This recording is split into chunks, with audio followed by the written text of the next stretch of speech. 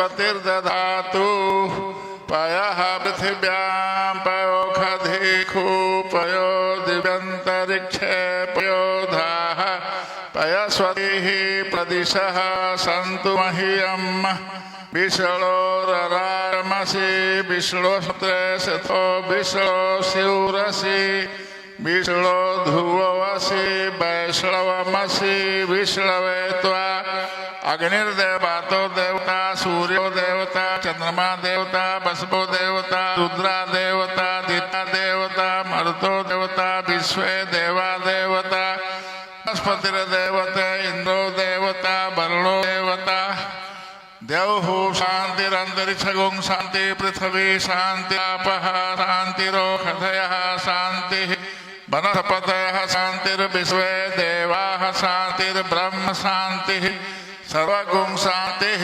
शांतिरेव शांतिः सामा शांतिरेधि पृषस्वा मरुतः पृश्निमातरः शुभम्यवानो विरथे खुजगमयः अग्निर्हवा मनवः सूरचक्षुषो विश्वेनो देवावसागमन्यः भद्रं कर्णेभिः श्रूयाम देवा भद्रं पश्येमाक्षिरजत्राः स्थिरैरङ्गैः तुष्ट्वा गुं संसतनूभिर्व्यसेमहि देवहितं यदायुः शतमेन्नु शरदोन्ति देवा यत्र नश्चक्रा जलसन्नूनां पुतासो यत्र पितरो भवन्ति मानो मध्यादि रिक्तायुर्गन्तोः यतो यतः समीहसे ततो नो अभयं कुरु सन्नः कुरु प्रजाभ्यो भयं नः पशुभ्यः हरिः ओम शांति शांति शांति।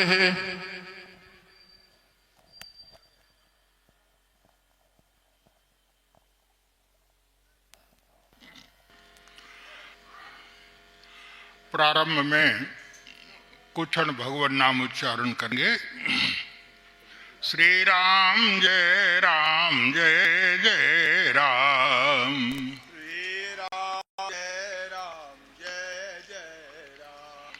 श्री राम जय राम जय जय राम।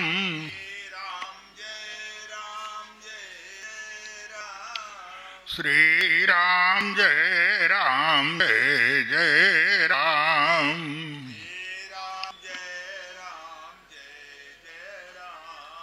जय रघुनंदन जय सिया राम।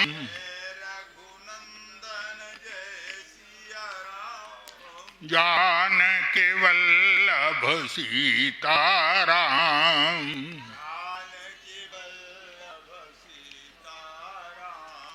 श्री राम जय जय राम।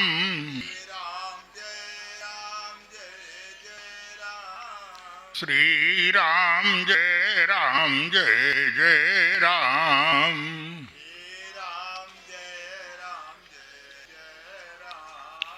मंगल भवन मंगल हारी।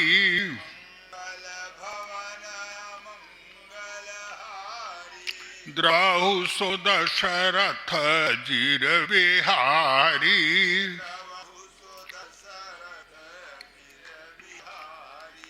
श्री राम जय जय राम।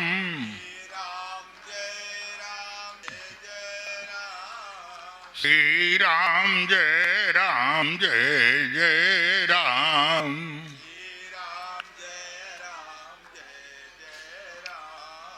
उमा कहूँ मैं अनुभव अपना।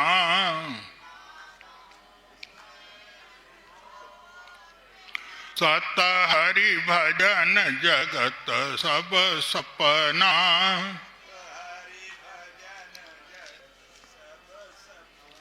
श्री राम जय जय राम।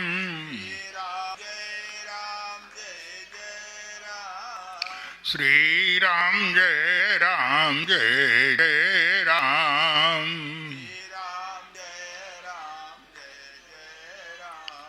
श्री राम जय जय राम।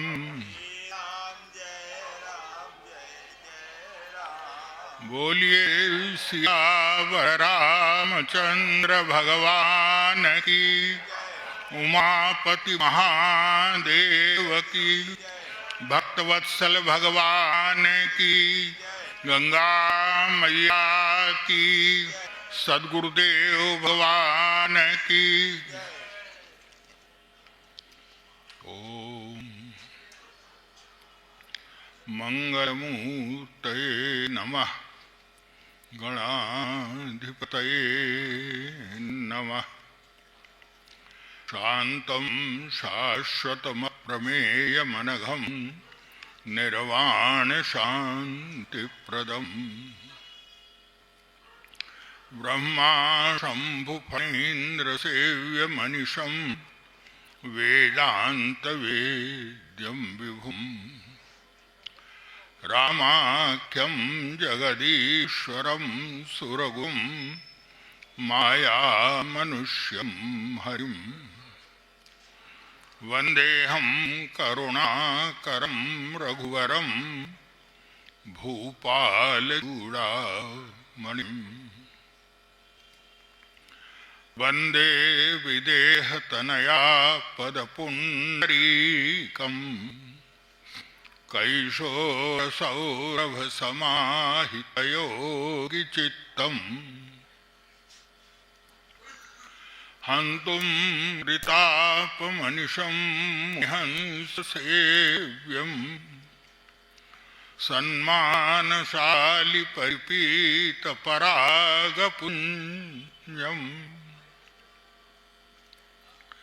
कुन्देन्दुदरगौरसुन्दरम्, अम्बिकापतिमभीष्टसिद्धिदम्, कारुणिककलकञ्जलोचनम्, नौमि शङ्करमनङ्गमोचनम्। प्रभु समर्थ सर्वज्ञ शिव सकल कला गुणधाम, योग ज्ञान वैराग्य निधि प्रणत कल्पतरुणाम्। यत्र यत्र रघुनाथकीर्तनं तत्र तत्र कृतमस्तकाञ्जलिं, बाष्पवारि परिपूर्णलोचनं, आरुतिं नमत राक्षसान्तकम्। यत्पादामृतभेषजेन सततं भक्ताधिनाशो भवेत्, यत्पादाहितशीतचन्द्रतटिभिस्तापत्रयं नश्यति, साक्षाद्ज्ञानदिवाकरोऽस्ति नियतां मोहान्धकारापः। सोऽयं श्रीमद्रामकिङ्करगुह् ज्ञानः प्रकाशं क्रियात्।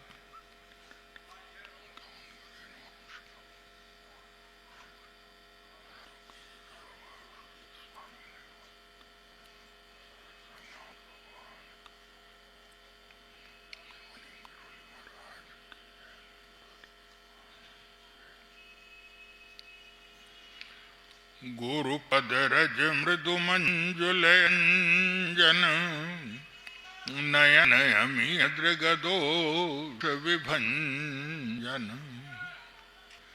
तिहि करि विमल विवेक विलोचन, वर्णौ रामचरित भवमोचन। सद्गुरुदेव भगवान की जय।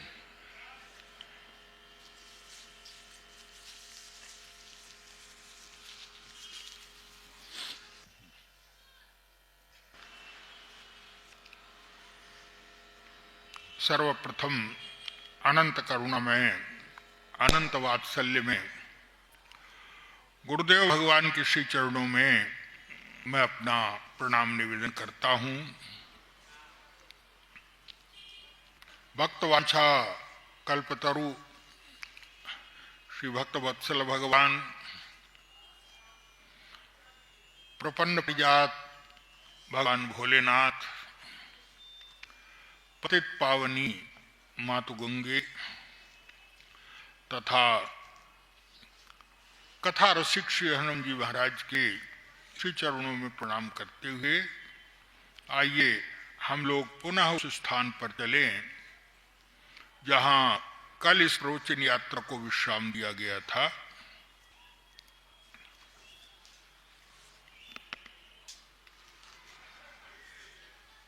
अयोध्या में विवाह के पश्चात चारों भाई आ गए हैं, 4 बहुएं हैं और जो आनंद मंगल है अयोध्या में, गोस्वामी महाराज कहते हैं नित्य नूतन मंगल हो रहा है अयोध्या में। आनंद ही आनंद की वर्षा हो रही है अयोध्या में। लेकिन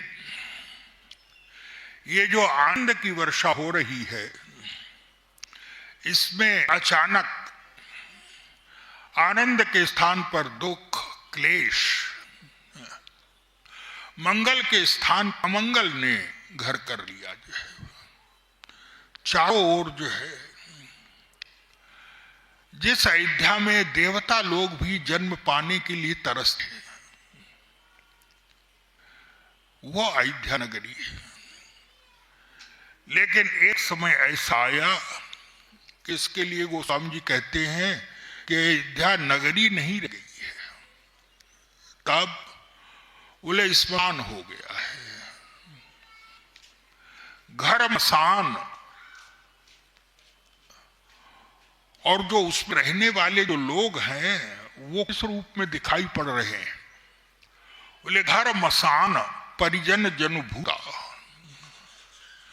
घर में रहने वाला प्रत्येक व्यक्ति जो है वो भूत प्रेत के रूप में दिखाई दे रहा है। सुतहित मीत मनोह जमदूता, जो हमारा अत्यंत प्रिय था, जो हमारा अंत हितैषी था, वो हितैषी भी जो है आज यमदूत के रूप में, काल के रूप में दिखाई पड़ रहा है। अयोध्या में ऐसा मंगल हो गया, किंतु एक विचित्र बात है, इतना अमंगल हो गया, इतनी घटनाएं हो गई, लेकिन बोले जनकपुर में किसी पता नहीं चला। राजर्षि जनक को यह समाचार नहीं मिला। और क्यों नहीं मिला? गोस्वामी जी महाराज यही वर्णन करते हैं। जिस समय वन ले गए श्री राम, महाराज श्री दशरथ का शरीर पूरा हो गया, उसके पश्चात भरत को बुलाया गया और भरत ने बुला करके जो है वो महाराज श्री दशरथ का पहले राज्यसभा बुलाई, महाराज श्री दशरथ के सारे कृत्य संपन्न किए श्री भरत जी महाराज ने। और उसके पश्चात सभा में प्रस्ताव रखा, क्या? बोले मैंने निश्चय किया है कि प्रातः काल होते ही मैं श्री राम के पास चित्रकूट जाऊंगा। बोले प्रातः काल चली हो प्रभु पाही, और एक ही आंख यही मन माही। बस केवल एक ही बात है मेरे मन में, एक ही प्रस्ताव है और कुछ नहीं। मैंने निर्णय किया है कि मैं कल प्रातः काल होते ही राम के पास वन में चला जाऊंगा।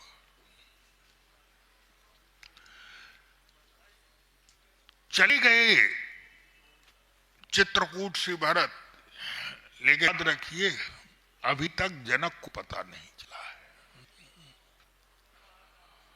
और जनक को पता नहीं चलता कब चला, तो वर्णन आया है कि चित्रकूट में जाकर के आपस में विचार विमर्श, कभी गुरु वशिष्ठ जो है वो श्री भरत बातचीत करते हैं एकांत में, कभी श्री राम से एकांत में बात करते हैं, और श्री वशिष्ठ जो है कि याद रखिए, बोले गुरु जो है वो केवल बाहर का व्यक्ति नहीं होता है, तब बोले परिवार का एक सदस्य होता है। परिवार में जो भी अच्छाई बुराई हो रही है उसमें कहीं न कहीं जो है बोले गुरु उसमें उसका अधिकार है। समस्या का समाधान, बोले समस्या का समाधान तो गुरु ही देगा। एक परिवार के सदस्य जिस प्रकार से उस संकट में जी रहे हैं उसी प्रकार याद रखिए बोले गुरु भी जो है वो उसमें सम्मिलित है कहीं न कहीं। गुरु वशिष्ठ जी बार बार कभी श्री राम से मिल रहे हैं, कभी श्री भरत से मिल रहे हैं, कभी दोनों को एक साथ बैठा करके बातचीत कर रहे हैं। और वर्णन तो यह आया है कि जिस समय एक सभा में ये विचार हो रहा है कि क्या किया जाए, उस समय किसी बुद्धि काम नहीं कर रही। उस समय गुरु विश्वामित्र भी वहां पर है और तब कहा जाता है गुरु विश्वामित्र जी ने जब उस स्थिति को देखा, स्वयं भी कुछ कहने की गुरु विश्वामित्र से पूछा गया, गुरुदेव आप बताइए कि समस्या का समाधान कैसे होगा। समस्या तो आपको पता ही है। तो याद रखिए कई बार स्थिति ऐसी होती है कि व्यक्ति चाह करके भी जो है कुछ निर्णय नहीं ले पाता है। बुद्धि जो है वो एक भ्रमित बुद्धि एकदम से जो है वो ऐसी असमंजस की स्थिति में रहती है कि बुद्धि भी कोई निर्णय नहीं ले पाती है। और तब वर्णन आया है कि जब ऐसी स्थिति आई, सबने गुरु विश्वामित्र के ऊपर भार छोड़ दिया, गुरुदेव आप जो आज्ञा देंगे। विश्वामित्र जी सोच रहे हैं और विश्वामित्र जी के मुंह से शब्द निकला मन ही मन, बात तो नहीं निकला लेकिन मन ही मन विश्वामित्र सोच रहे हैं क्या, बोले आए यहां कीन भल नहीं, यहां आकर के मैंने अच्छा नहीं किया। क्यों? बोले मुझे देख करके कहीं न कहीं जो है ये इन लोगों के मन में ये आशा है कि शायद ये हमारी समस्या का समाधान कर देंगे। स्वाभाविक रूप से भाई अब जब डूब रहा है व्यक्ति जब जल में डूबता है तो याद रखिए कि वो केवल व्यक्ति को ही नहीं, वो तो कहते हैं ना डूबते को तिनके का सहारा। एक तिनका भी दिखाई पड़ जाए जो है तो उसको ही पकड़ने की चाहिए, यही बचा लिए हमें। समस्याएं ऐसी विश्वामित्र जी सोच रहे हैं, बोले आए यहाँ कीन बल नहीं, अच्छा नहीं किया मैंने यहाँ करके। क्यों? बोले ये समस्याएं हैं, इन समस्याओं का समाधान दिया नहीं जा सकता है ही नहीं कोई समस्या का समाधान। और ये कह नहीं सकते हैं कि जो है उस समस्या का कोई समाधान नहीं है। कोई भी निर्णय नहीं हो पा रहा है। और उसी समय तुलसीदास जी महाराज कहते हैं जब ये निर्णय नहीं हो पा रहा है, उसी समय दो व्यक्ति आए और उन्होंने आकर के गुरुदेव को प्रणाम किया, सारी सभा को प्रणाम किया और ये कहा कि हम लोग जनकपुर से आए हैं, जनकपुर के। और जब कहा कि जनकपुर से आए हैं तो लोगों को कुछ आशा बंधी। गुरु वशिष्ठ ने कहा कि क्या समाचार लाए हो जनकपुर से? तो तुरंत दोनों ने कहा समाचार नहीं लाए हैं। तब बोले महाराज जनक जो है वो स्वयं आ रहे हैं, स्वयं पधार रहे हैं।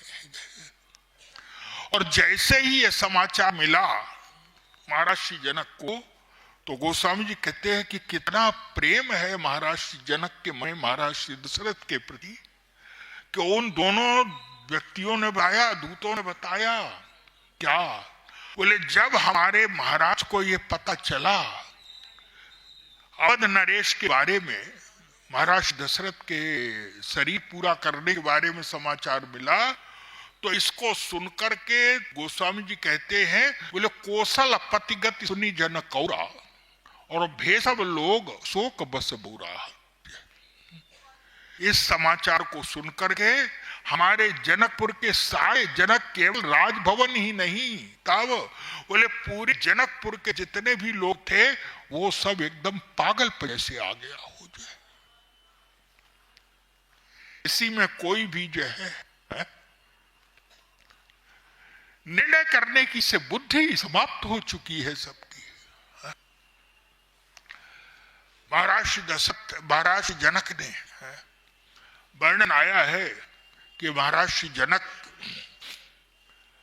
राजा भी हैं और एक पिता भी है, दोनों भूमिकाएं हैं। अपने जो बहुत विश्वस्त थे, अब देखिए कितनी चित्र बात है, क्या उन्हें ये समाचार जो है वो मिल चुका है, लेकिन राजर्षि जनक ने जाना उचित नहीं समझा। क्यों? राजर्षि जनक का अभिप्राय है पूरे अयोध्या पर संकट आया हुआ है, संबंध है राजर्षि जनक का, लेकिन जनक जी का अभिप्राय था जब तक वस्तुतः जो क्या स्थिति है इसका पता न चले तब तक अचानक बोल पड़ना है तो ये भी तो हो सकता है कि समस्या को हम और बढ़ा दें करके। इसलिए राजर्षि जनक ने जो है कोई निर्णय नहीं, बस केवल ये निर्णय किया, बोले अपटे अवध चतुर्चरचारी, चार जो बड़े विश्वस्त गुप्तचर थे उनके, बहुत विश्वस्त बहुत योग्य थे चार गुप्तचर, उनको बुलाया और उनसे कहा कि तुम लोग जो है वो केवल दूर रह करके वस्तुस्थिति क्या है बस केवल इसका पता लगाना है, तुम्हारी पहचान नहीं होनी चाहिए वहां किसी प्रकार से कि तुम आए हो।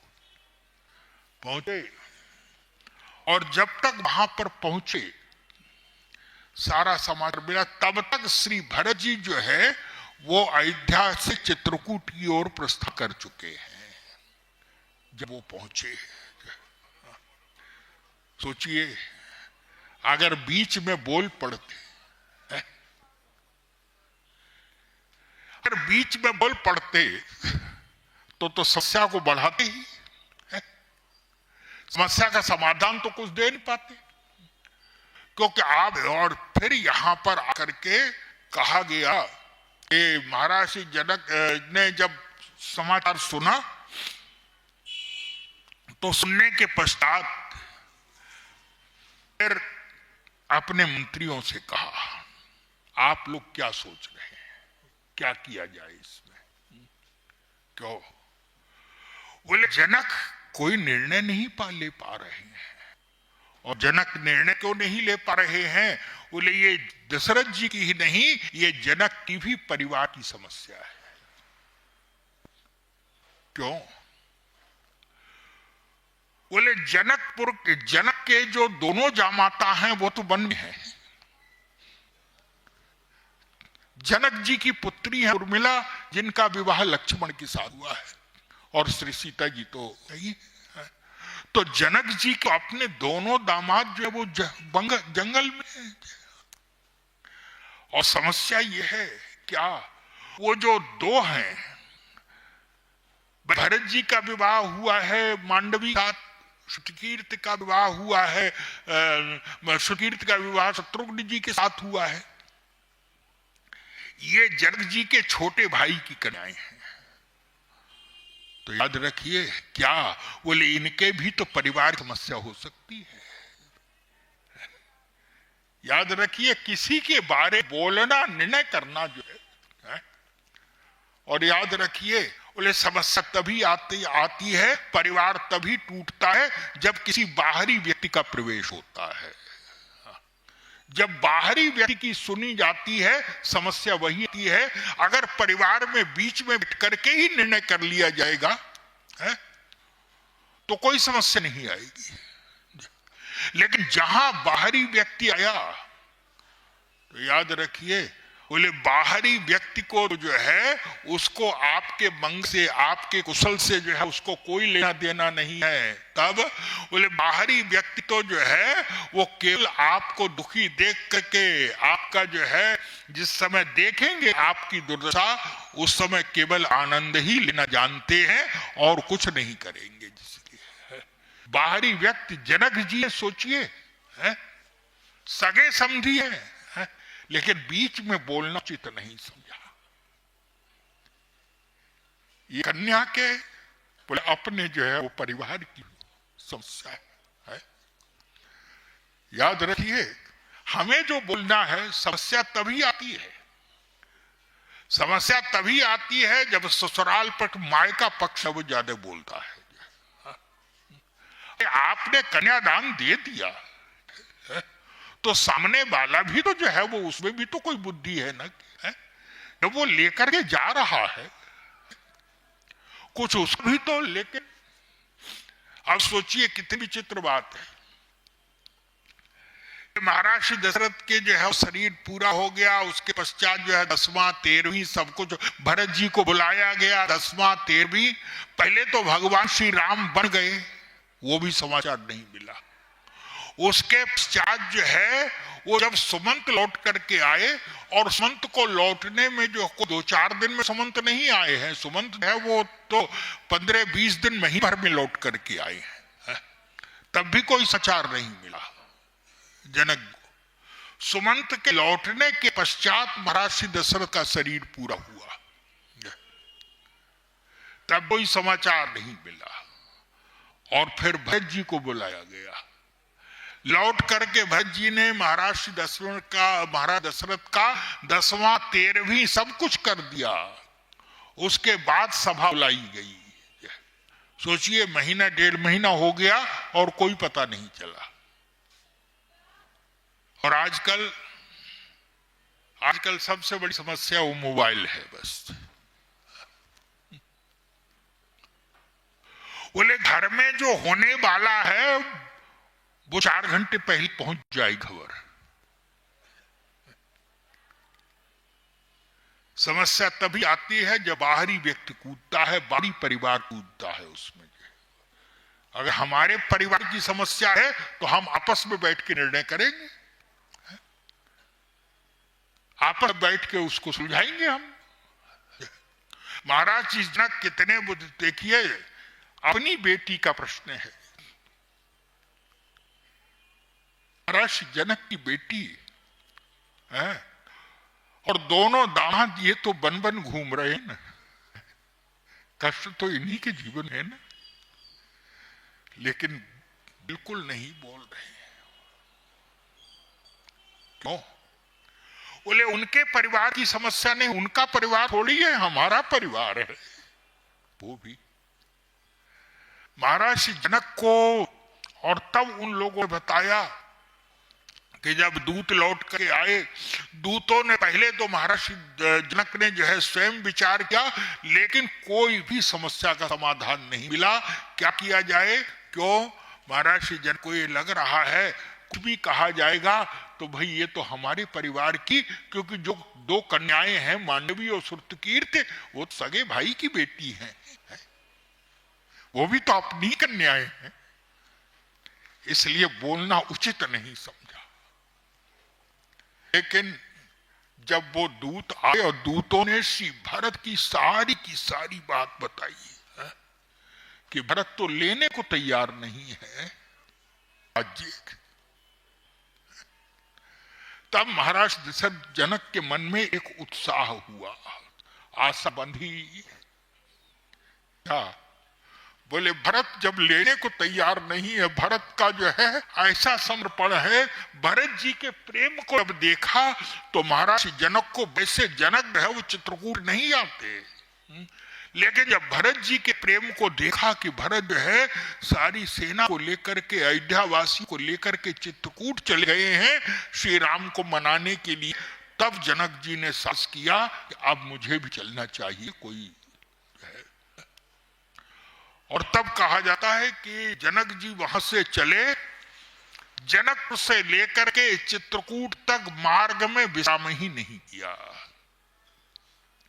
बोले दुघरी साध चले तत्काला और किए विश्राम नमक महिपाला, मार्ग में विश्राम ही नहीं किया, जनकपुर से लेकर के और सीधे चित्रकूट की ओर जो है वो प्रस्थान कर दिया। और जब चित्रकूट में आई, जब ये समाचार सुना, गुरु वशिष्ठ ने कहा मुझे कुछ आशा लग रही है। क्यों? बोले राजर्षि जनक कोई साधारण महापुरुष नहीं, राजर्षि जनक के द्वारा जो है हमारी समस्या का समाधान ही होगा। उनके जैसा महापुरुष आ रहा है तो हमें आशा करनी चाहिए कि वो कोई न कोई जो है इस समस्या को जो है समस्या से जो है वो पाकर आएंगे इस समस्या को। और गुरु वशिष्ठ ने उस दिन की सभा विसर्जित कर दी। उसके पश्चात राजर्षि जनक आए। सोचिए, राजर्षि जनक भी जो है ऐसा महापुरुष, मंत्रियों से पूछा राज जनक ने क्या किया जाए। मंत्री भी कोई जो है वो विचार करने की स्थिति में नहीं है। क्यों?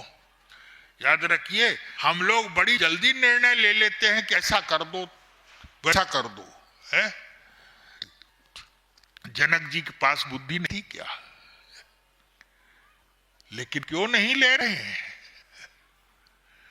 जनक जी के जो मंत्री हैं वो भी कोई निर्णय नहीं ले रहे हैं। क्यों? मंत्रियों को भी लग रहा है कि भाई ये तो अयोध्या के परिवार की समस्या है और अयोध्या के परिवार के साथ हम लोग जुड़े हुए हैं, इसलिए ऐसा ना हो कि हम समस्या का समाधान देते देते एक ही समस्या पैदा करते जाए। जब वहां से कोई समाचार नहीं मिला है, जब अयोध्या से कोई समाचार नहीं मिला है तो स्वाभाविक रूप से भाई अयोध्या वासी जो है वो स्वयं उसका जो है वो निराकरण कर लेंगे उस समय का। अगर कोई समस्या समझते है, अगर हमारी आवश्यकता होती तो सूचना दी जाती है। लेकिन जनक जी बोले वो महापुरुष हैं कि जनक ने, और यहां पर भी आए श्री जनक जी महाराज, तो आप देखिए है कितनी विचित्र बात है। एक शब्द नहीं, दशरथ जी की मृत्यु से जनक जी अत्यंत दुखित हैं। दशरथ जी का व्यवहार ऐसा था कि दशरथ जी को जो है वो राजर्षि जनक मनुष्य नहीं मानते हैं। दशरथ जी को जब देखते हैं तो दशरथ जी को किस रूप में देखते हैं? तो गोस्वामी जी ने कहा, बोले धोए जनक अवधपति चरणा। महर्षि दशरथ के चरण धोते हैं तो केवल ये समझ के नहीं कि समधी समझ कर नहीं धोते। बोले बहुरी कीन कौशलपति पूजा। कैसे कर रहे हैं? बोले बहुरी कीन कौशलपति पूजा और जान ईश सम भाव न दूजा। साक्षात ईश्वर के रूप में जो है वो उनकी क्या कर रहे हैं, हमारे देवता है ये, हमारे भगवान है ये। जनक जी के मन में वह भाव है। और उनके वियोग का याद रखिए, बोले बाहरी व्यक्ति को जो है भगवान राम ने भी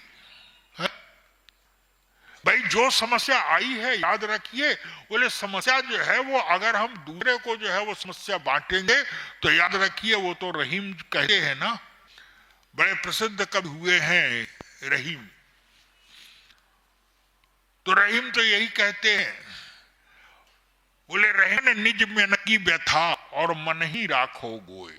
अपने मन की जो समस्या है, व्यथा, कष्ट है, उसको मन में ही रखना चाहिए, किसी को बताना नहीं चाहिए। रहीमन निज मन की व्यथा मन ही राखो गोए। क्यों? बोले बांटेगा कोई नहीं आपकी समस्या को। आप ये समझ रहे हैं कि हम अगर सुनाएंगे तो सामने वाला बांट लेगा, जो है बांटेगा कोई नहीं है। तब बोले बांटने लई है कोई, बांटे कोई नहीं, करेगा क्या? बोले सुने अठ लई हैं लोग सब, केवल पीछे पीछे हंसी उड़ाएंगे। बांटेगा कोई नहीं, केवल पीछे पीछे हंसी उड़ाएंगे। कहा अरे मूर्ख है तभी तो भोग रहा है, बांटेगा कोई नहीं। सही बात है, किसी को नहीं। वो जो समस्या आई है वो आपको स्वयं निराकरण करना, और वो निराकरण भी कैसे हो आप सोचिए। भगवान श्री राम घर बार छोड़ करके चले गए, जहां वन में गए हैं तो वहां ही दंडकारण्य के पास ही वर्तमान में जो राय है वहां कौशल्या जी का मायका है। आजकल सरकार ने जो है वहां बड़ी व्यवस्था की है और कौशल्या के मंदिर वगैरह भी वहां पर जो है वो जीर्णोद्धार किया जा रहा है। कौशल्या जी का मायका वही है, वहां पर है। वो दंडकारण्य के पास में जहां श्री राम रहे हैं जाकर के, तो श्री राम ये भी सकते थे, ये भी तो कर सकते थे कि भाई ननिहाल चले जाएं, वहां से सहायता लेने, लेकिन नहीं लिया। क्यों? बोले हमारे परिवार का मामला है, हमारे परिवार की जो स्थिति है हम अपने भीतर ही निपटे, हम भीतर ही इसका समाधान जो है वो खोजेंगे। बाहरी कोई व्यक्ति जो है, बोले बाहरी व्यक्ति का अगर आएगा तो याद रखो, बोले बाहरी व्यक्ति के आने के बाद जो है वो अमंगल ही होना है, मंगल की आशा नहीं किया सकती। भगवान श्री राम ने भी वहां कोई सहायता नहीं ली मामा से। राजर्षि जनक ने एक शब्द नहीं, और इतना सबने कहा, लेकिन याद रखिए क्या, बोले राजर्षि जनक ने जो है ना तो महारानी सुनैना ने जो है महारानी कैकेयी के बारे में एक शब्द नहीं कहा। क्यों? बोले ये उनका मामला है, इस पे हमारा कोई अधिकार नहीं है, ना हमें बोलना चाहिए इस बीच में। सबको सबका सम्मान करती हैं महारानी कौशल्या, और महारानी सुनैना भी सबका सम्मान करती है। लेकिन वन में पहुंच करके जिस समय जनक जी ने कहा जाता है कि पहले तो समय पता लगाया महारानी सुनैना ने कि जब कौशल्या जी इत्यादि खाली हो तो फिर मिलने के लिए स्वाभाविक रूप से महारानी सुनैना जनक जी का निवास ही जाएगा। बोले सावकाश सुनि सासु और आयु जनक राजर निवासु। रानी वगैरह आई, महारानी सुनैना वगैरह, कौशल्या जी ने कल जो चर्चा चली थी सबका सम्मान किया, समय के हिसाब से सबका सम्मान किया। और उस समय कौशल्या जी के मुंह से ये निकला क्या, बोले हमारे तो अब ई सकती, हमारे परिवार में जो संकट आया हुआ है ये तो ईश्वर उस संकट को दूर कर सकता है। और यह बोले हमारे तो अब ई सकती और कई मिथिलेश सहाय, या महाराज जनक जो है हमारी समस्या का समाधान कर सकते हैं। अभी तक गुरु वशिष्ठ ने हमारी रक्षा कर ली, जो अमंगल आ गया था गुरु वशिष्ठ ने जो है वो अपने आशीर्वाद से हमारी रक्षा की, हमारे परिवार की रक्षा की। लेकिन अब आशा जो है या तो ईश्वर सहायता देगा और या जो है वो केवल राजर्षि जनक हमारी सहायता कर सकते। याद रखिए, जब महारानी कौशल्या ने कहा उसके पश्चात ही बोलना शुरू किया है परिवार ने, जनक जी ने। और महारानी कौशल्या ने एकांत में कहा सुनैना जी से, आप कह दीजिएगा वहां, आप अपनी ओर से अपनी तरफ से आप जो है वो बताइएगा, मैं अपने हृदय की बात आपको बता रही हूं क्या, और आप मैं जो बता रही हूं आप अपने ढंग से महाराज को बता दीजिएगा जाकर के। क्या? बोले अपनी भांति कहब समुझाई। क्या बता दें? तो कहा महारानी कौशल्या ने, निर्णय जो भी हो, लेकिन मेरे तो भरत और राम में कोई अंतर नहीं है मेरे लिए जो है, लेकिन इतना होते हुए भी मेरे मन में जो है वो मोरे सोच भरत कर भारी। मुझे राम की अपेक्षा भी भरत की ज्यादा चिंता है। क्यों? वे भरत इतना शीलवान है, भरत इतना संकोची है कि कहेगा कुछ नहीं। भरत कहेगा कुछ नहीं, उससे जो कहा जाए उसी का कर लेगा। लेकिन वे भीतर ही भीतर जो है उसके मन के है, भीतर ही भीतर जो है वो एक सालता रहेगा, उसको जो है घुटता रहेगा भीतर ही भीतर। बोले मोरे सोच भरत कर भारी। तो मुझे तो लगता है कि रहे नीक मोहि लागत नाही, गूढ़ स्नेह भरत माही, तो रहे नीक मोहि लागत नाही। आप अपनी ओर से जो है वो महाराज से कहिएगा। क्या बोले, या तो राम जो है ऐसा कोई प्रस्ताव रखे कि राम और भरत में दूरी ना हो, शारीरिक रूप से। मन से तो दूरी का प्रश्न ही नहीं है। कौशल्या जी को अपने चारों पुत्रों पर पूर्ण विश्वास था कि मेरे पुत्रों का जो आपस में प्रेम है वो अक्षुण्ण प्रेम है, वैसा प्रेम ब्रह्मांड में किसी के में नहीं है। लेकिन बोले मानसिक दूरी तो नहीं है, मानसिक निकटता तो है, लेकिन व्यवहार में शारीरिक, भाई वो तो परिस्थिति को करके निर्णय किया जाता है।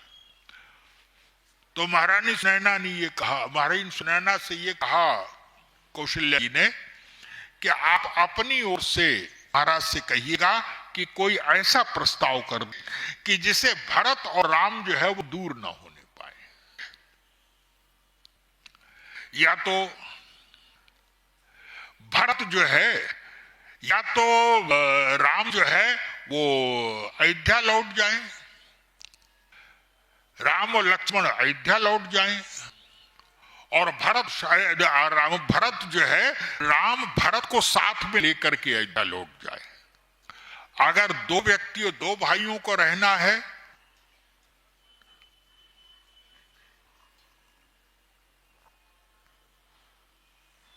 बोले गौर ही लखन भरत बन जाए।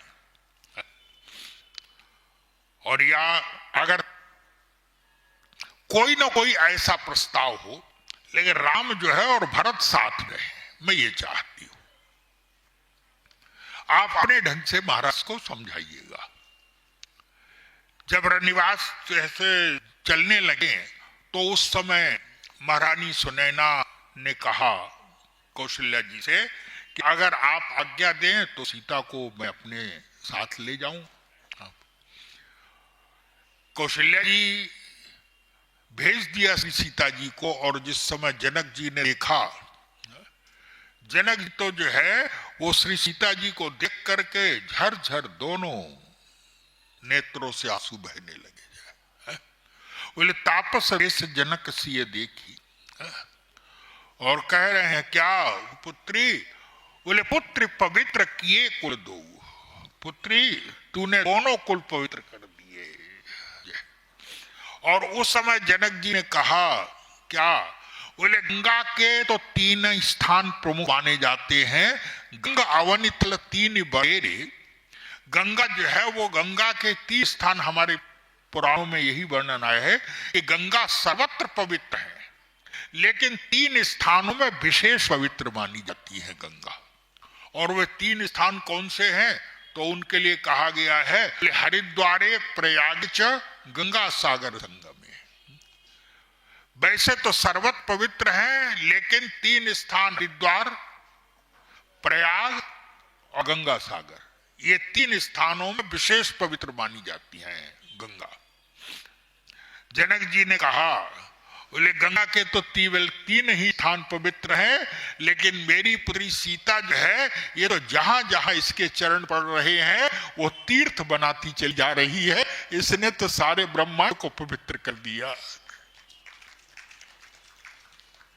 ये गंगा के 3 स्थान पवित्र हैं। और याद रखे क्या बोले, जैसे गंगा के ये 3 स्थान क्यों पवित्र माने जाते हैं?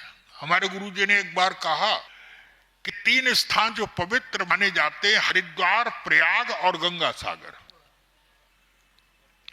एक विद्वान ने कहा कि ये गंगा जी का भौगोलिक वर्णन है। हरिद्वार में सबसे पहले गंगा दिखाई पड़ती है, प्रयाग बीच में, और अंत में जो है वो समुद्र में विलीन हो जाती है गंगा सागर में जाकर के। लेकिन हमारे गुरुजी संजोग से उस गोष्ठी में हमारे गुरुजी भी थे। अंत में बोले तो उन्होंने यही कहा कि विद्वान प्रोफेसर महोदय ने जो शब्द कहा है वो प्रयाग और गंगा सागर तो ठीक है, लेकिन उन्होंने कहा कि हरिद्वार आदि है, प्रारंभ है। तो हमारे गुरुजी ने कहा कि हरिद्वार प्रारंभ नहीं है। क्यों? बोले गंगा जी का प्रारंभ जो है वो तो गंगोत्री है ना। हरिद्वार में तो दिखाई दे रही है, पहले जो है उतर करके आई हैं, और वो लोग शुरू से जाते हैं वो आगे गंगोत्री तक जाते थे। तो ये भौगोलिक वर्णन नहीं है, आदि मध्य अंत ऐसा नहीं है। तो हमारे गुरुजी ने कहा गंगा का अभिप्राय क्या? बोले यहाँ पर 3 स्थानों पर विशेष पवित्र हैं, और उसका सीधा सा अभिप्राय है, बोले जो गंगा की विशेषता है इन 3 स्थानों पर, वही जो है परिवार वही साथ में लेकर के चल सकता है, परिवार को वही धन्य कर सकता है तो गंगा की तीनों विशेषताओं को, तीनों गुणों को अपने में स्वीकार कर लीजिए। क्या बोले हरिद्वार ऐसे निकलती हैं, गंगोत्री में गंगा सबसे पहले निकलती, लेकिन गंगोत्री को महत्व नहीं दिया गया, हरिद्वार को दिया गया। और हरिद्वार को क्यों दिया गया?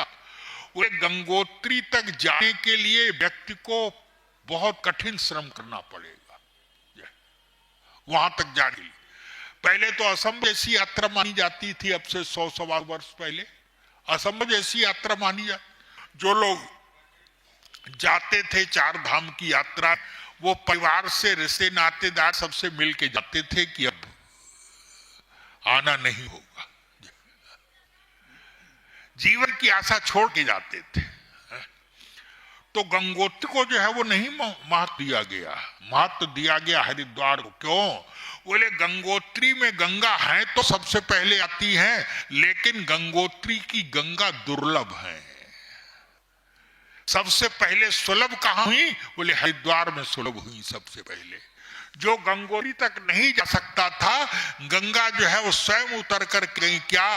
बोले तुम मेरे पास तक नहीं आ सकते हो, चलो मैं ही तुम्हारे पास आ जाती हूं। और इसका सीधा सा प्राय है, बोले व्यक्ति को जो है, परिवार को, समाज को लेके वही चल सकता है जिस व्यक्ति के जीवन में सुलभता हो। कई लोग ऐसे हैं घर में खाली बैठे हुए, लेकिन मिलने के लिए अब 4 दिन तक तो बहुत बिजी हैं, समय ही नहीं है। काम कुछ नहीं, घर में खाली है वो बैठे हुए हैं। क्यों? ये कई लोग जो है वो दुर्लभ बनने की जारी चेष्टा जानबूझ करके अपने को दुर्लभ बनाए रखते हैं। गंगा हरिद्वार का मतलब है कि सुलभता, सुलभता होनी चाहिए, हम दुर्लभ ना बनाएं। और याद रखिए, बोले जिस व्यक्ति में ये गुण है कि हम सुलभ रहेंगे, याद रखिए समाज कल्याण वही कर सकता है। जो दुर्लभ रहेगा वो क्या करेगा? जो है समाज का तो वही करेगा जो सबके लिए सुलभ हो। जिस समय व्यक्ति आ रहा है, जा रहा है, जैसे आ रहा है, प्रत्येक व्यक्ति के लिए सुलभ है। याद रखिए, बोले द्वार में गंगा जो है प्रत्येक व्यक्ति के लिए सुलभ है, हर समय सुलभ है। इसलिए पहला होना चाहिए व्यक्ति में सुलभता हो। उसके पश्चात आगे प्रयाग में, तो प्रयाग को महत्व दिया गया। प्रयाग को महत्व इसलिए दिया गया क्योंकि प्रयाग में गंगा जो है, गंगा यमुना का मिलन होता है। गंगा श्वेत वर्ण है, शुभ्र रंग है, श्वेत रंग है, और यमुना थोड़ी सांवली है उसकी, उनकी अपेक्षा है। यमुना का रंग जो है वो थोड़ा सा दबा हुआ है, और गंगा शुभ्र है, श्वेत वर्ण है गंगा जो है। और यमुना को अपने में समेट लिया गंगा ने जो है। और इसका सीधा सा अभिप्राय है, बोले आप कितने भी गुणी क्यों ना हो, बोले आप अगर गुणी हैं, आप कितने भी गुणी क्यों ना हो, लेकिन बोले अपने गुण के आधार पर हो सकता है कि भाई बहुत से व्यक्ति ऐसे हो जो आपके समान गुणवान ना हो, योग्य ना हो, है? लेकिन विशेषता तो आपकी तब है कि आप उनको साथ लेकर के चले जाए, आप उनको भी जो है वो अपने समान ही गति प्रदान करें, है? उनको भी अपने समान जो है गति प्रदान करे, अपने समान सम्मान जो है वो उसको दिलवाएं। आपकी विशेषता तो तब होगी। नहीं तो कई लोग ऐसे कि जो है वो जिसको देखा थोड़ा सा गंगा के सामने यमुना आई और अगर मिलना चाह रही हैं और गंगा जी कहे चलो दूर हटो, है? देख नहीं रही हो, मेरा रंग तो एकदम साफ है और तुम्हारा रंग तो याद रखिए क्या, बोले अगर आप में जो है वो समन्वय की वृत्ति नहीं है, समाज को लेकर के वही चल सकता है जिसमें समन्वय की वृत्ति है, परिवार को लेके वही चल सकता है जिसमें समन्वय की वृत्ति है और जिसमें जो है सुलभता की वृत्ति है। गंगा ने यमुना को अपने में सब लिया, ये नहीं कहा कि जो है वो चलो दूर हटो। और याद रखिए भगवान की ये कथा है, ये कथा क्या है, तो इस कथा के लिए भी जो है वो गोस्वामी जी महाराज कहते हैं, शंकर जी कथा कहते हैं क्या, बोले पूछ पार्वती तुम्हें जो कथा पूछी है ना ये राम कथा नहीं है, तब बोले पूछो रघुपति कथा प्रसंगा है क्या, बोले सकल लोक जग पावनी गंगा, ये तो लोक पावनी गंगा है, तुमने तो पूछा, गुण वही है क्या, गंगा के समान।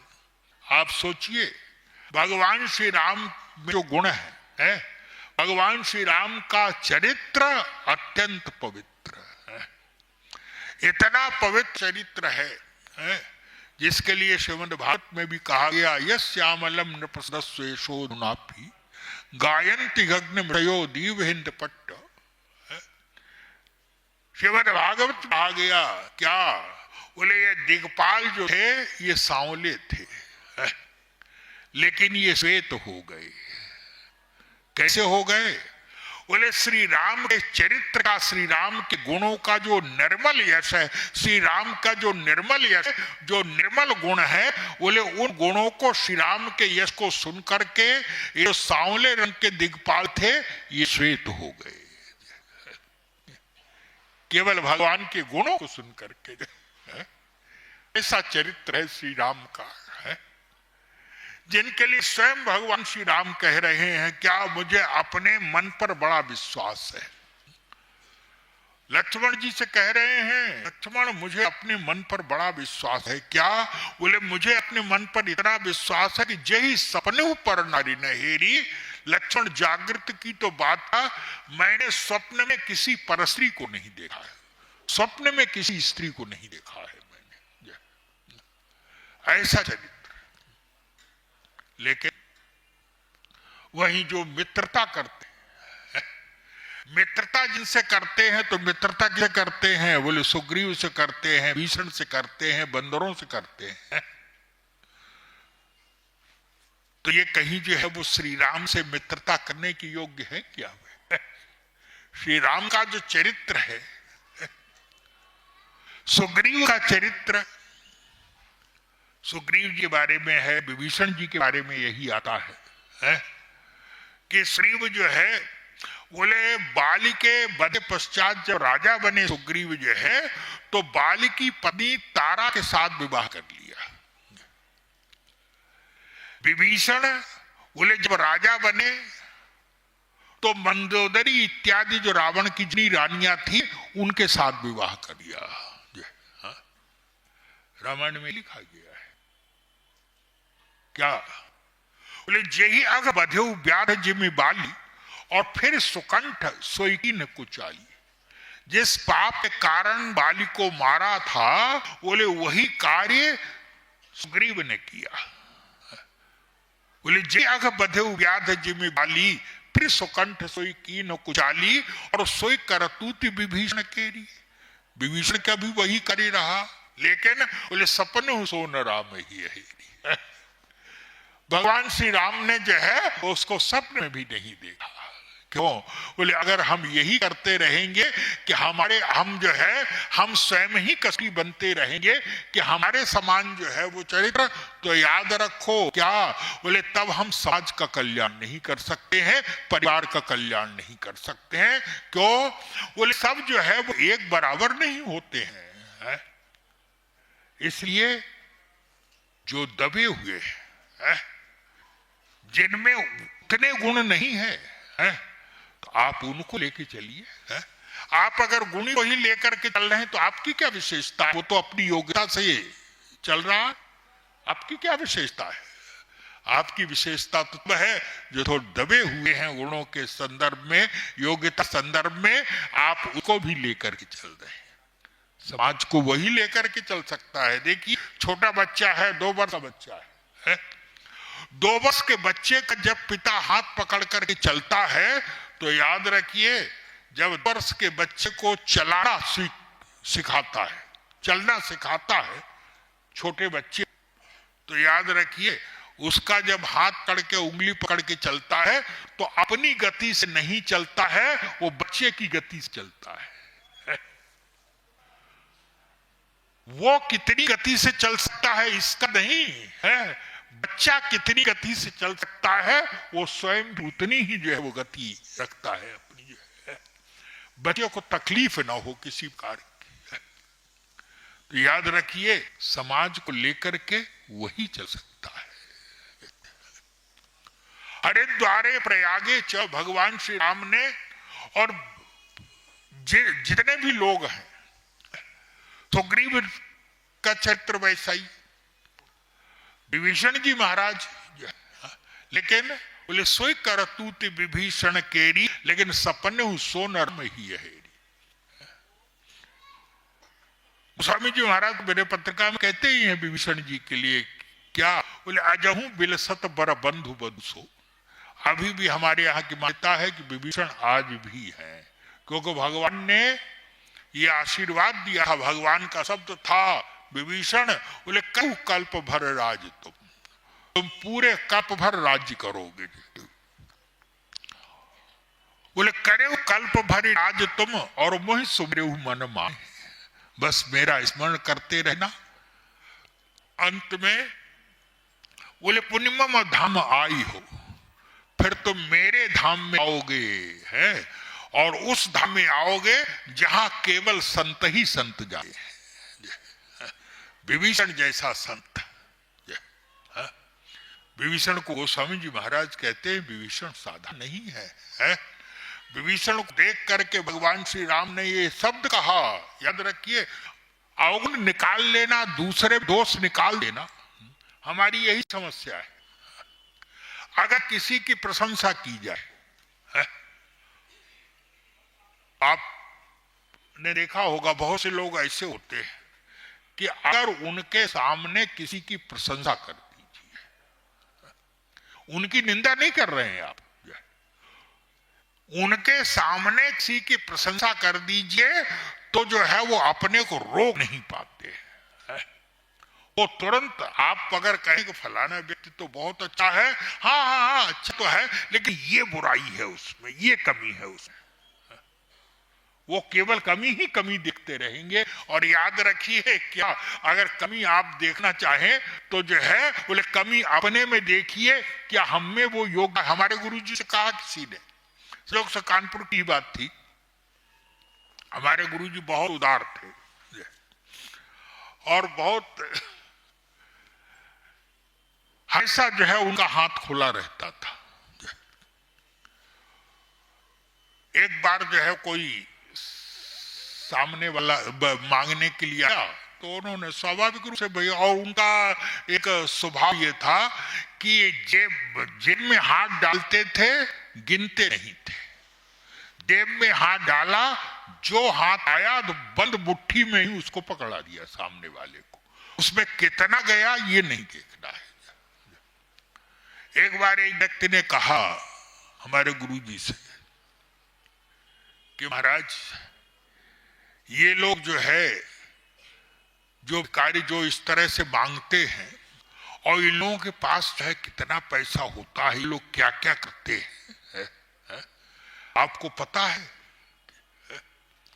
आप बिना देखे, अरे ये तो देख लेना चाहिए कि भाई जो है ये उसका जो दे रहे हैं ये उसका अधिकारी है कि नहीं है, उसका पात्र है कि नहीं है। तो हमारे गुरु जी ने बड़ा सुंदर जवाब दिया। उन्होंने कहा कि महाराज, ये पहले देख लेना चाहिए कि हम जो दे रहे हैं उसका पात्र है कि नहीं है उतना पाने का। ये तो हमारे गुरु जी ने कहा, ये बताओ कि भगवान जो हमें दे रहे हैं, क्या जो है वो देख रहे हैं कि ये पात्र है कि नहीं है? क्या हम उसके पात्र हैं जो भगवान दे रहे हैं? और जब भगवान नहीं देख रहे हैं तो हम कौन होते हैं देखने वाले? जो है, क्या भगवान जो है देख के देते हैं क्या? इसलिए व्यक्ति के जीवन हमेशा है, कई व्यक्ति केवल दोष ही दोष, उनको करना कुछ नहीं है, केवल पूरी जिंदगी निकल जाती है उनकी क्या, वो सामने वाले के दोष देखने में। एक ही काम किया उन्होंने। भगवान राम भी है, विभीषण जी को देख करके रावण तो विभीषण के लिए कहता है क्या, वो तो बिल्कुल जो है वो करत राज लंका सठ त्यागी, राज्य कर रहा था लंका में। और यही बात है, विभीषण राज्य तो विभीषण ही का था। विभीषण के बाद, रावण के बाद जो है वो राजा आज्ञा जो है, आज्ञा का पास कराना, राजा को पारित करना, उद्घोषित करना, ये तो विभीषण ही कराते थे, है? तो रही रहे थे वो वहां पर जो है? रावण ने कहा करत राज लंका सठ त्यागी, तो होई ही जौकर कीट अभागी, है? ये जौ का कीड़ा बनेगा जाकर के, देख लेना तुम। लेकिन याद रखिए क्या, बोले विभीषण ने जो उचित समझा, उन विभीषण के लिए, उन विभीषण क्या भगवान राम नहीं जानते हैं क्या? लेकिन एक बार शब्द नहीं कहा। क्यों? बोले सब हमारी तरह नहीं हो सकते हैं। भगवान का अभिप्राय है कि भाई सब जो है, भरत लक्ष्मण और शत्रुघ्न जैसे भाई सब नहीं हो सकते। अगर मैं भरत लक्ष्मण शत्रुघ्न जैसे भाइयों को देख करके ही मित्रता करूंगा तो मुझे मित्रता करने एक व्यक्ति नहीं मिलेगा मित्रता करने के लिए। सब भरत लक्ष्मण शत्रुघ्न नहीं हो सकते हैं। हाँ, लेकिन जो है उसको जो है वो बनाना, योग्य बनाना, ये हमारा काम है। अगर हम उसी परीक्षा में जो है वो देखते हैं, वो जो है उसी कसौटी पे कसते रहे, तो बोले दो व्यक्ति जो है वो बदल सकता है, उसको बदला जा सकता है, वो बेचारा उसी पाप पंख में जो है वो कीचड़ में रहेगा बेचारा, है? लेकिन जैसे भी जो है वो आ रहा है, और उसको विभीषण जी को भगवान श्री राम ने यही कहा, रावण दोष दिखता है लेकिन विभीषण जी के लिए भगवान राम ने यही कहा, क्या पूछ दिया विभीषण ने, मित्र ये बताओ कि मैं अवतार क्यों लेता हूं?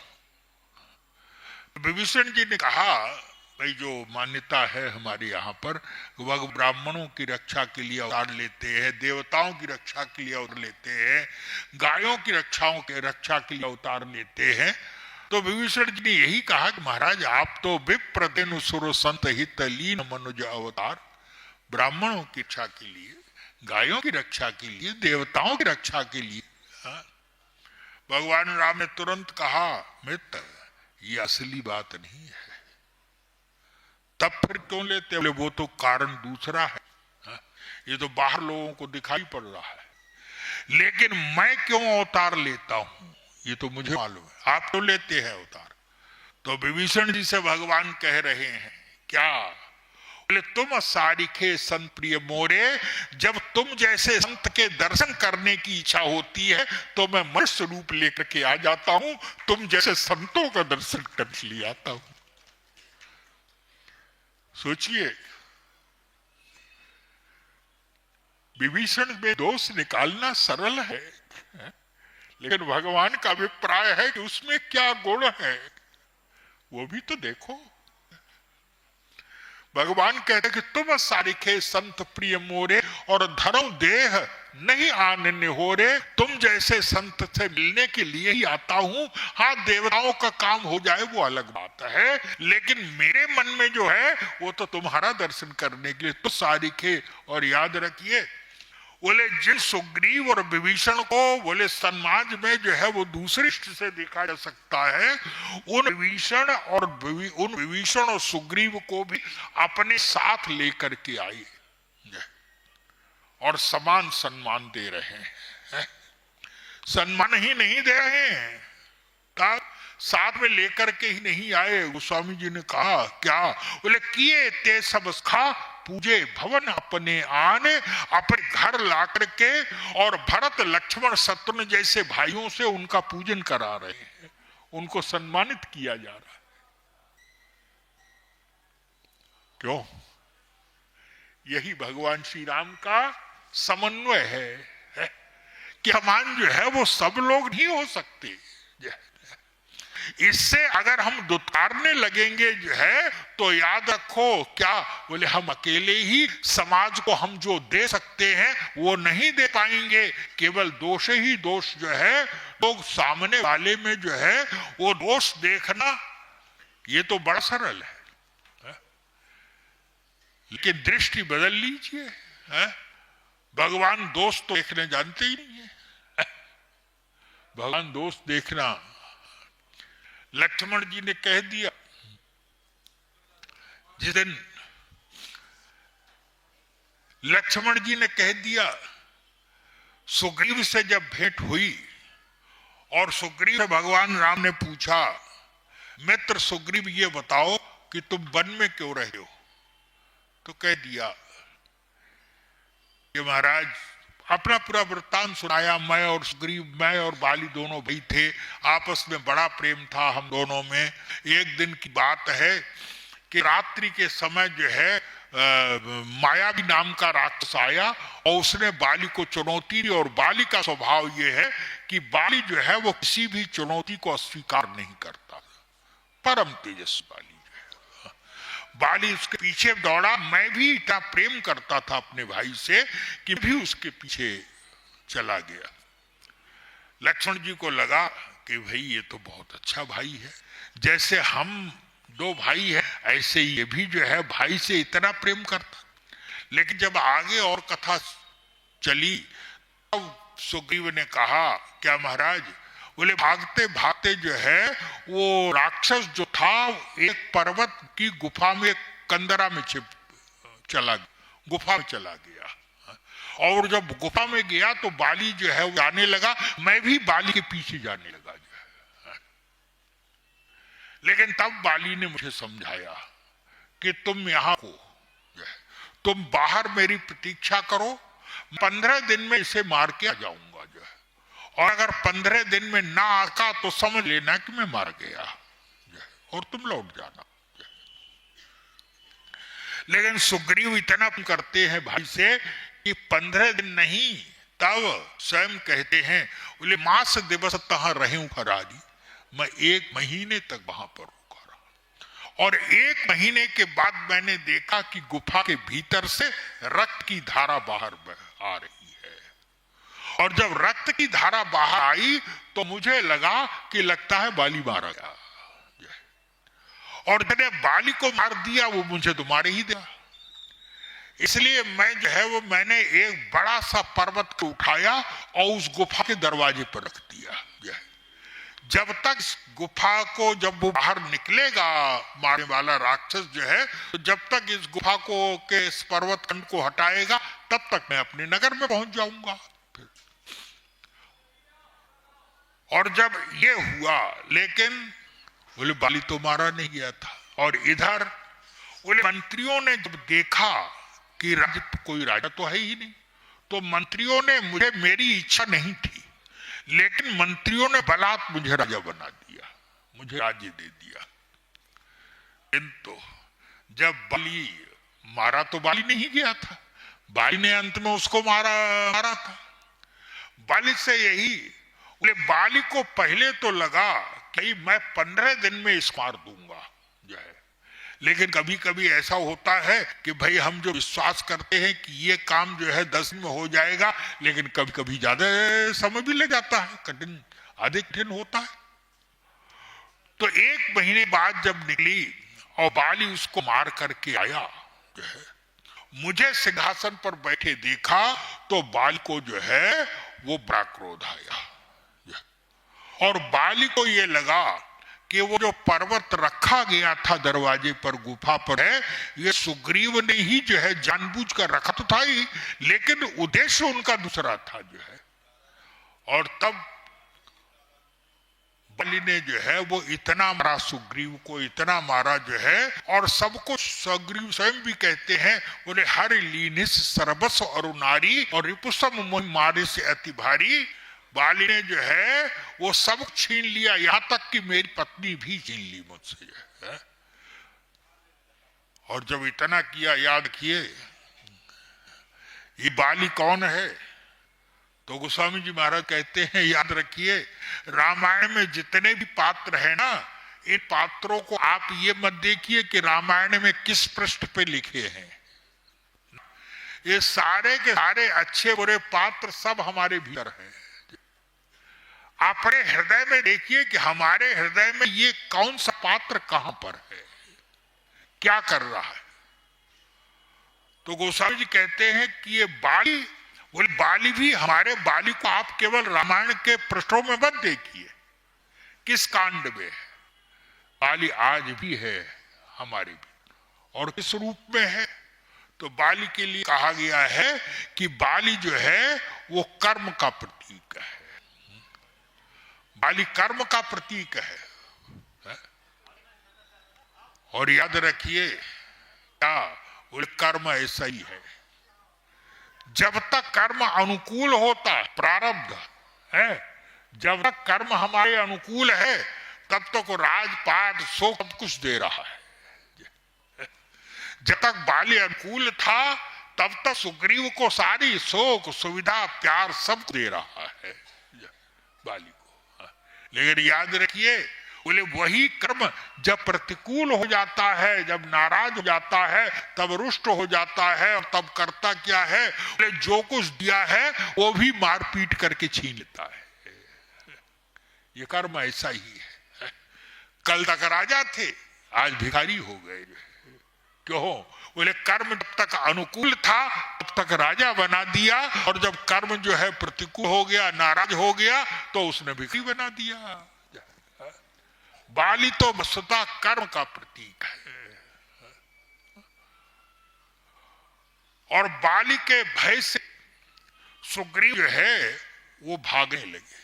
लेकिन सुग्रीव से भगवान ने पूछा कि मित्र, सुग्रीव स्वयं कहते हैं, महाराज आके भय रघुबीर पाला और सकल भुवन में फिरो बिहाला, 14 भुवन में मैं भागता रहा और बाल मेरा पीछा करता रहा। और याद रखिए, जब कर्म भाग्य और कर्म प्रतिकूल होता है ना, तो आप कहीं जाइए बच नहीं पाएंगे इसे, ये तो आपके पीछे पीछे चलता रहेगा, आप इससे बच नहीं पाएंगे। बोले ताके भय रघुवीर कृपाला और सकल भुवन फिरऊ बेहाला, 14 तीनों लोग 14 भुवन में दौड़ता रहा। भगवान राम ने कहा, मित्र तुम 3 लोग 14 भुवन में जो है बाली से बचने के लिए दौड़ते रहे, लेकिन जहां तुम रह रहे हो अपना स्थान तुमने जो है बनाया है, ये तो बाली नगर के बिल्कुल बगल में बनाया है। 14 भुवन में दौड़ते रहे और अंत में उसके घर बगल में ही अपना घर बना लिया तुमने। तो मित्र, ये थोड़ी खतरनाक जगह चुनी है आपने। बोले ताके भय रघुवीर कृपाला और सकल भुवन में फिरे बिहाला। लेकिन तुमने यहां क्यों बनाया? कहां बनाया था? ऋष्यमुख पर्वत पर। बा ने कहा, सुग्रीव ने कहा, महाराज मैंने पता लगा लिया है। क्या? बोले यहां साप बस आवत नहीं। बाली को शाप है कि अगर इस पर्वत पर आएगा तो उसके सिर के 100 टुकड़े हो जाएंगे, मृत्यु हो जाएगी इसकी, इसलिए बाली यहां नहीं आ सकता है। मैंने पता लगा लिया है। और याद रखिए, आप जहां जाएंगे ये कर्म आपका पीछा नहीं छोड़ेगा। अगर कर्म से बचना है तो ऋष्यमुख पर्वत पर जाइए। ऋष्यमुख पर्वत, तो इसका मतलब ही कि दक्षिण भारत में जाकर के रहने लगे ना। ये ऋष्यमुख पर्वत हमारे सबके पास है। और ये कौन सा है? बोले ऋष्यमुख पर्वत का अभिप्राय है जहां ऋषि मौन है, मूक मौन है, बोल नहीं रहा है, मौन है, ऋषि तपस्या कर रहा है। और इसका सीधा सा अभिप्राय है, ये ऋष्यमुख पर्वत क्या है? बोले ऋष्यमुख पर्वत है वो सत्संग है, संतों की शरण है। अगर कर्म से बचना है तो संत की शरण में जाइए। अवश्य संग ही आपको बचा सकता है। और सत्संग क्यों बचा सकता है? सत्संग क्यों बचा सकता है? और याद रखिए, सत्संग भी कौन सा? बोले ऋषि मौन है, मूक है। और मूक का अभिप्राय है क्या? बोले वास्तविक सत्संग वो है जो केवल बोलता ही है, बोले जो अपने जीवन को जो है वो प्रत्यक्ष दिखाता है। सत्संग का क्या प्रभाव होता है, संत का शरण का क्या प्रभाव होता है। केवल संत की शरण में जाकर ही आप बच सकते हैं इस कर्म से। वो कहा जाता है कि वृंदावन में एक अत्यंत दरिद्र व्यक्ति था। दरिद्रता की सीमा था, बड़ा दुखी था। एक दिन उसने सोचा कि भाई, जब हमने जिस परिवार को हमने जो है वो स्वीकार किया है, जो बच्चे जो जिनको जन्म दिया, जब उनको जो है वो भोजन की व्यवस्था नहीं पाते हैं, पानी की व्यवस्था नहीं कर पाते हैं, भूख प्यास की उनकी व्यवस्था नहीं कर पाते हैं, ऐसी दरिद्रता, तो उसने सोचा कि भाई ऐसे शिष्य को रखने से क्या लाभ, आत्महत्या कर लेना करके निराश हो गया, आत्महत्या करने जाने लगा। जब यमुना जी में कूदने जा रहा था, जहां से छलांग लगाने वाला था, वहीं बगल में एक झोपड़ी में एक महात्मा बैठे हुए थे। महात्मा जी ने देखा तो महात्मा जी ने कहा कि अरे भाई, ये जो सुंदर शरीर ये भगवान ने दिया है, इसको क्यों नष्ट कर रहा है तुझे? तो कहा कि उसने बताया कि महाराज, जिस परिवार को स्वीकार किया, जिस पत्नी को स्वीकार किया, जिन बच्चों को जन्म दिया, जब उन्हीं के जो है भरण पोषण की व्यवस्था नहीं कर पा रहा हूं, तो महाराज इस शरीर को रखने से क्या लाभ, इसलिए आत्महत्या कर लिया। तो उन संत ने कहा कि तुम ऐसा मत करो महाराज, उपाय क्या? तो संत ने कहा उपाय मैं बताता हूं। उन संत ने कहा कि यहां से थोड़ी दूर आगे बढ़ करके यमुना जी के किनारे, जैसे मेरी झोपड़ी है, ऐसे ही यमुना जी के किनारे जो है एक संत है, वो मेरे छोटे भाई हैं। तुम उनके पास चले आओ और उनके पास पारस पत्थर है, तो तुम पारस पत्थर लेकर के और अपनी दरिद्रता दूर कर लेना, लोहे को सोना बना लेना। जब कहा कि पारस पत्थर है तो उसको लगा, उसने तुरंत कहा कि महाराज जिसके पास पारस पत्थर है उनके महल में मुझ जैसे दरिद्र को कौन जाने देगा?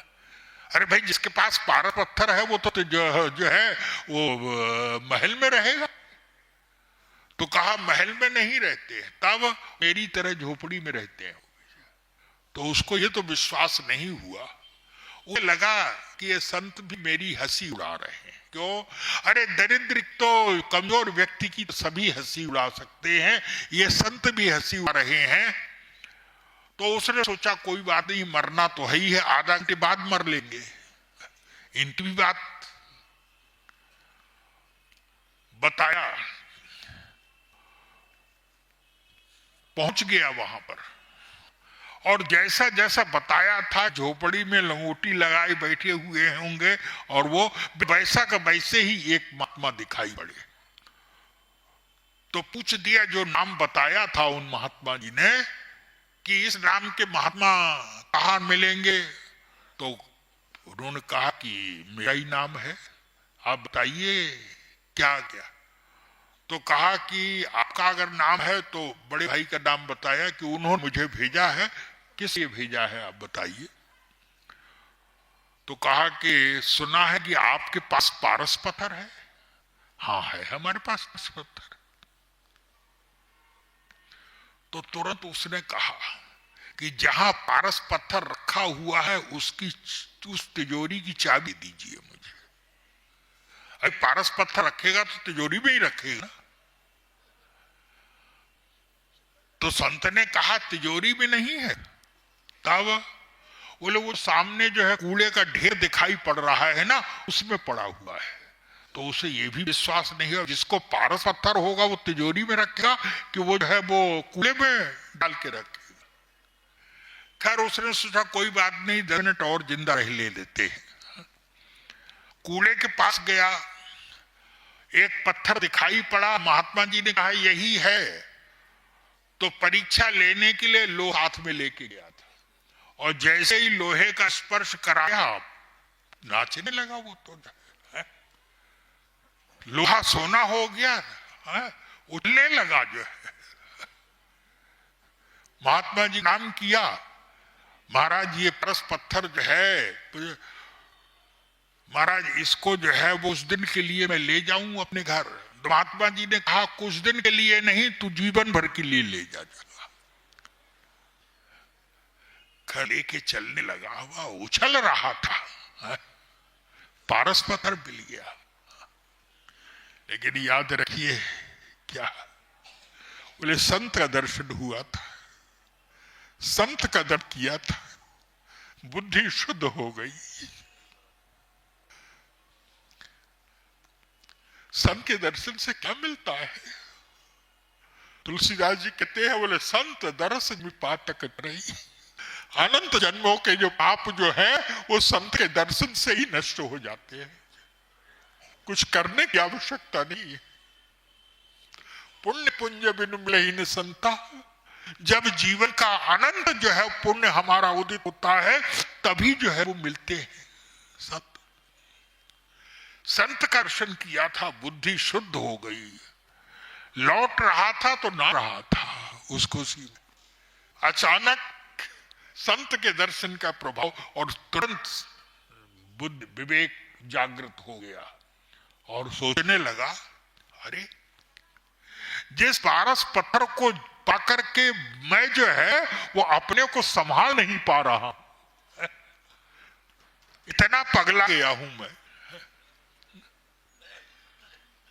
लेकिन वो पारस पत्थर जिसको आकर के मैं इतना आनंदित हो रहा हूं, इतना उछल रहा हूं, लेकिन वो पारस पत्थर भी जो है वो जिन संत को जो है जिन संत ने कूड़े में डाल दिया है, इसका अभिप्राय है वो उन संत ने कोई ऐसी वस्तु पाली है जिसको पाने के बाद पारस पत्थर भी कूड़ा हो जाता है। तभी तो कूड़े के ढेर में डाला है उन्होंने, कोई ऐसी वस्तु पाई है उन्होंने। याद रखिए, बोले संत केवल ऋष्य मुख पर है निवास करे है? क्या बोले केवल वाणी ही नहीं, अपने चरित्र द्वारा मौन भाव से जो शिक्षा दे रहा है। लौट के आया,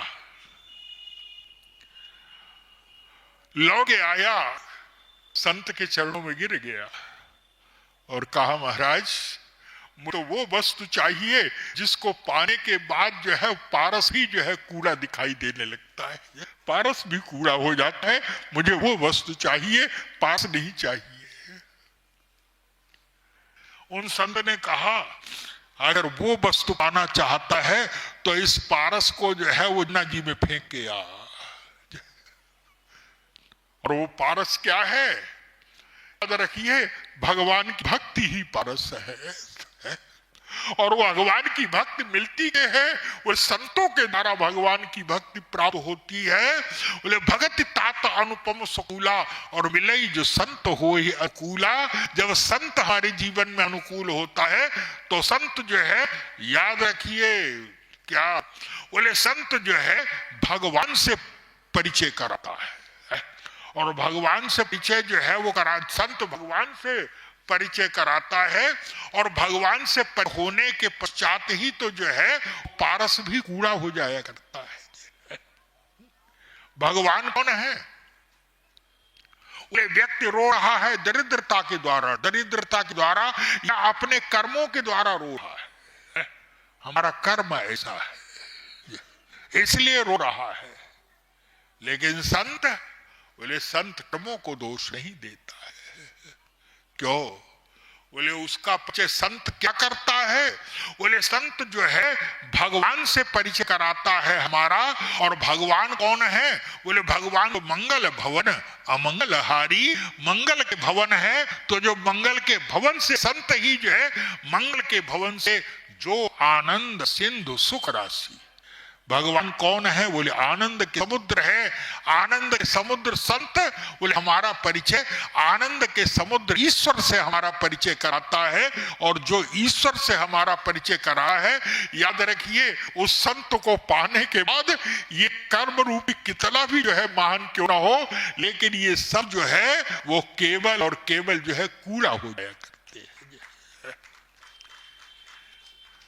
जीवन में संत ही एकमात्र ऐसा है। ऋष्यमुख पर्वत पर निवास करते हैं। और ऋष्यमुख पर्वत भगवान ने पूछ दिया सुग्रीव जी से, आप इतने निकट क्यों? महाराज यहाँ साप बस आवत नहीं। और सीधा सा अभिप्राय है, बोले कर्म रूपी बाली से बचना है तो संत की शरण ले लीजिए। जहां संत है वहां पर जो है ये कर्म रूपी जो है बाली नहीं आ सकता आपके।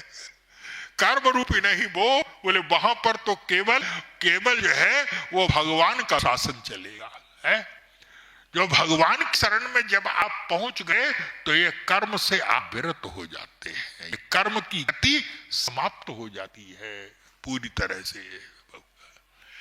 इसलिए ये ऋष्यमुख पर्वत पर लक्ष्मण जी ने पूछ दिया, महाराज ये बताइए, आपने सुग्रीव से मित्रता की, मुझे ये कुछ बात समझ में नहीं आ रही है। क्यों? महाराज सुग्रीव से इसने दो ही तो दृष्टांत दिए अपने। और एक तो ये कहा कि बाली ने मेरी पत्नी मुझे मार करके मेरी पत्नी मुझसे छीन ली। फिर भगवान ने जब बताने लगे सीता जी के बारे में तो तुरंत कहा सुग्रीव जी ने कि महाराज आप चिंता मत करिए, मिली ही नाथ मिथिलेश किशोरी, आपको जरूर मिलेगी सीता जी। भगवान ने कहा कि मित्र तुम तो ऐसे बोल रहे हो जैसे तुमने देखा हो उनको, इतने विश्वास से।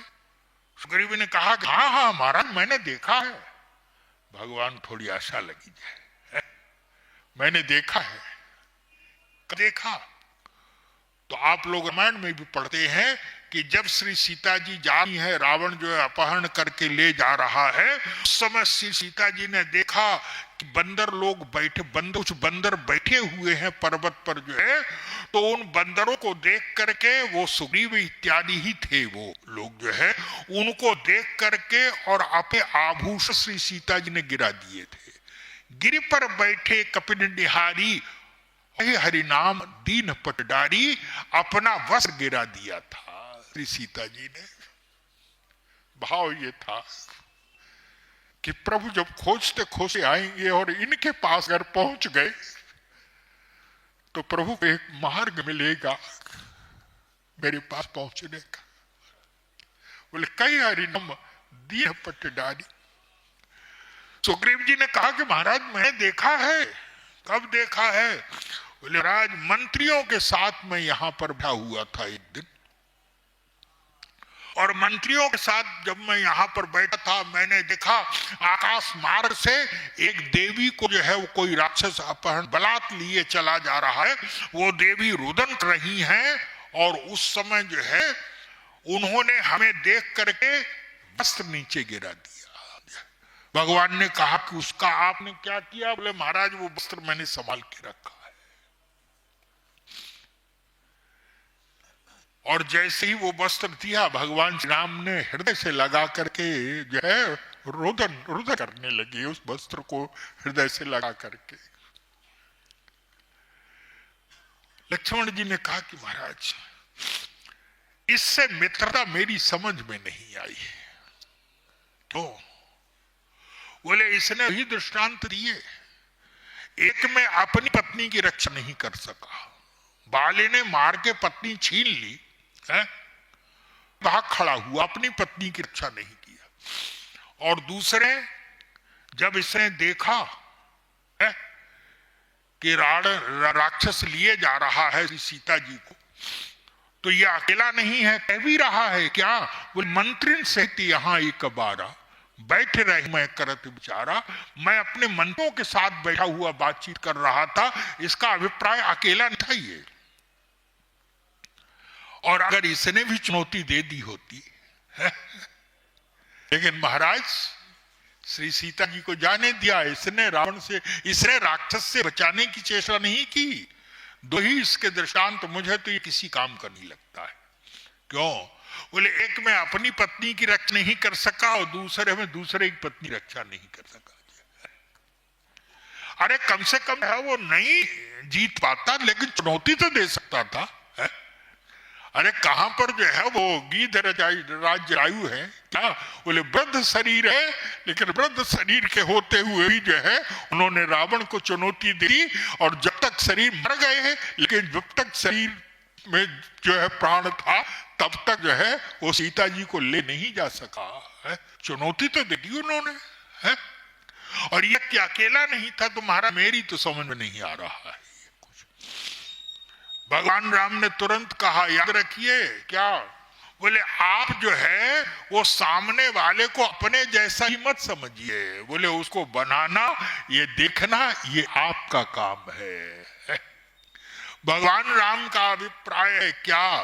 बोले अयोग्यो पुरुष नास्ति प्रयोक्तास्तत्र दुर्लभ। संसार में कोई अयोग्य नहीं है। हाँ, उसका जो है उसकी योग्यता देख करके उसका उपयोग करने वाला व्यक्ति नहीं मिलता है। इसलिए व्यक्ति की योग्यता जो है वो अनदेखी हो जाती है, और उसकी योग्यता का लाभ नहीं मिल पाता है, पारखी नहीं मिलता है। क्या भगवान हमने कहा, लक्ष्मण तुमने केवल एक बात देखी है क्या?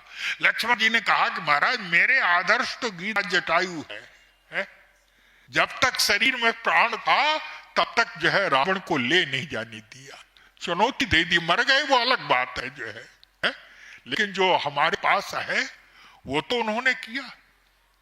भगवान राम ने कहा, लक्ष्मण तुम सही कह रहे हो, लेकिन बोले गीधराज जटायु जो है वो परम बलवान है, परम साहस है। तो उन्होंने साहस का उपयोग किया। और ये बोले ये चतुर राजनीतिज्ञ है, ये बुद्धिमान है। और बुद्धिमान का अभिप्राय क्या? बोले जो आगे की देखे, भगवान राम ने कहा, क्या तुम सोचो, ये इसमें जो है, इसने अगर गीतराज जटायु की जगह तरह अगर ये भी चुनौती देता और मारा जाता, आज हमें सीता का ये वस्त्र कैसे प्राप्त होता?